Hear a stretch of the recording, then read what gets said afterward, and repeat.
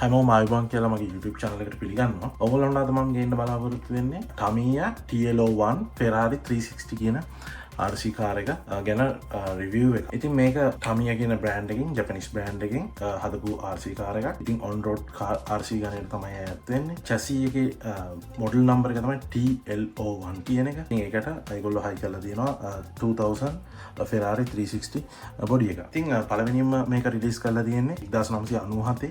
chassis එක අයිති වෙන්නේ මොනොකොක් කියන chassis type එකට. scale එක තමයි 10 scale එක. motor position එක තියෙන්නේ mid. එතකොට 4 wheel drive RC කාර් එකක්. shaft driven තමයි 4 wheel එක 4 wheel drive එක achieve කරගන්නේ. shaft driven තමයි front and rear වලට power එක supply කරන්නේ.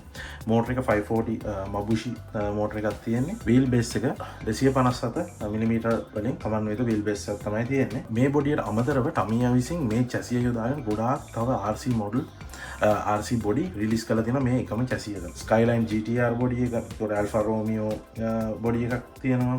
ඊළඟට Celica body එකක් ඒගොල්ලෝ release කරලා තියෙනවා. Peugeot එකේ 406 ST එක release කරලා තියෙනවා. Mitsubishi Lancer Evolution 4 එක release කරලා තියෙනවා. Ford Escort WRC model එක මේව කරලා තියෙනවා.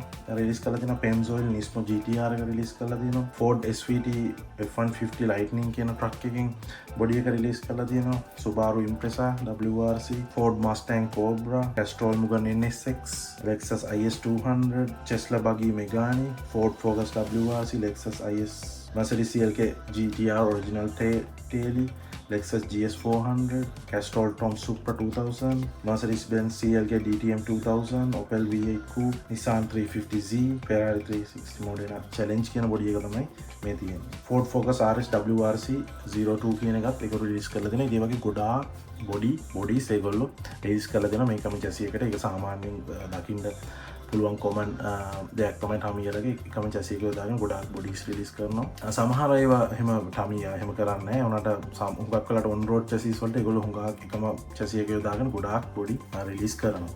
ඉතින් මේක Lexan type එකේ බොඩි එකක් තමයි.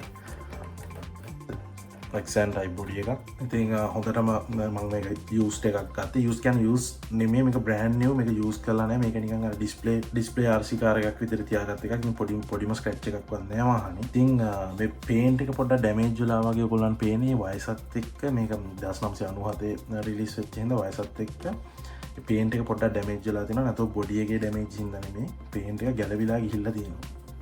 ඉතින් මේක අපිට remove කරලා repaint එකක් එහෙම කරගන්න පුළුවන්. මට නම් එහෙම අවශ්‍යතාවයක් නැහැ. මොකද මම මේක විකුණන්න බලාපොරොත්තු වෙනවා ඊට නැති ප්‍රශ්නේ හින්දා, ගොඩක් RC කාර් තියෙන හින්දා. මේ විදිහට ස්ටිකර්ස් උයි paint වලින් තමයි මේ finishing එක අරන් තියෙන්නේ මේ RC කාර් එකේ. body එක ඉතින් 10 scale Lexan body එකක්. stickers තියෙනවා. ඉතින් විශේෂත්වයක් නැහැ. Lexan body එක light buckets මොනවද නැහැ. නිකන් stickers වලින් තමයි ඔක්කොම හදලා තියෙන්නේ.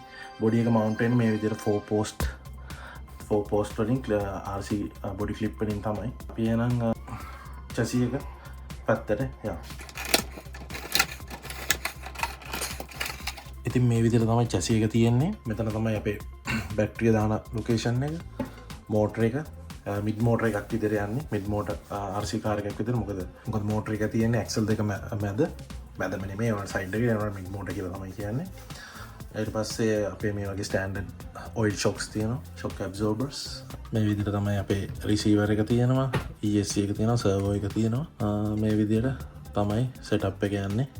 ඉතින් මේ කාර් එක drift කාර් එකක්, touring කාර් එකක්, rally කාර් එකක් උනත් විදිහට modify කරගන්න පුළුවන්. on off switch එක තියෙනවා මෙතන. ඉතින් අපිට බැටරි එක දාන්න පුළුවන් මෙතන clip එක ගලවලා ලේසියෙන්ම.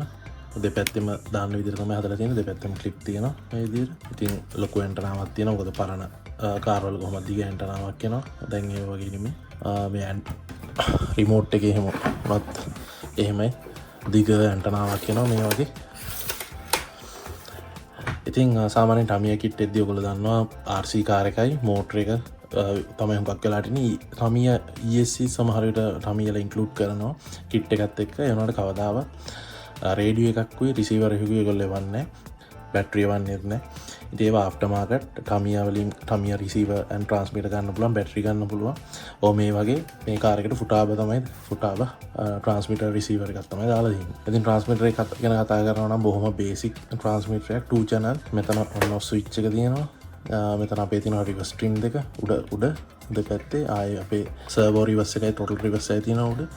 ආය මෙතන තියෙනවා ස්ටික් ටයිප් ට්‍රාන්ස්මිටරේ අපේ තියෙනවා මේ ට්‍රිම්ස් ස්ටියරිං වලටයි ෆෝවර්ඩ් රිවර්ස් එකටයි. මෙතන තියෙනවා අපේ ක්‍රිස්ටල් එක 29.947 MHz ක්‍රිස්ටල් එකකින් රන් කරන්නේ.